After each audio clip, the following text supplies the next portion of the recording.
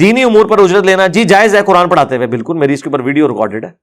اس کی اصل وہ حدیث ہے بخاری مسلم میں کہ وہ جو صحابی نے وہ بکریوں کا پورا ریوڑ لیا تھا سورہ فاتحہ کا دم کرنے کے اگینسٹ، میں نے باقاعدہ اس کے اوپر ایک ویڈیو MTJ جب لانچ ہوا تھا نا طارق جمیل صاحب کا، اس پہ میں نے پھر نا اس ٹاپک کو اسی کلپ کے اندر ایڈریس کیا تھا. آپ جا کے لکھیں امام مسجد کی تنخواہ، تو میں نے اس میں بتایا تھا امام مسجد نماز پڑھانے کی تنخواہ نہیں، لیکن جو بچوں کو قرآن پڑھاتا ہے اور جو اپنا ٹائم وہاں پہ مسجد کی خدمت میں لگاتا ہے اس کی تنخواہ وہ لے سکتا ہے، نماز کی اجرت نہیں لے سکتا. وہ واضح حدیث ہے سنن نسائی کے اندر، امام حاکم نے اسے مسلم کی شرط پہ صحیح کہا ہے کہ کسی ایسے شخص کو اپنا مؤذن نہ رکھو جو اذان کی اجرت لے. نہ اذان کی اجرت ہو سکتی ہے، نہ نماز پڑھانے کی اجرت، اور نہ یہ کہا کریں کہ جی ٹائم دی لیندے نے اجرت، نماز ہی نہیں لیندے. یہ بھی جعلی بات ہے.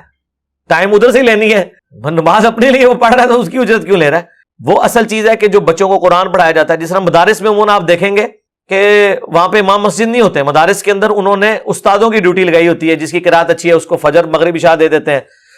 کسی کو زور اثر دے دیتے ہیں، تو کمفرٹیبل ہوتے ہیں. یہ خود بھی مانتے ہیں کہ نہیں تنخواہ والا معاملہ، یہ کہتے ہیں بعد میں ہی لوگوں نے کیا ہے، پہلے پرانے بزرگوں کے نزدیک ان کے وہ جائز نہیں تھا.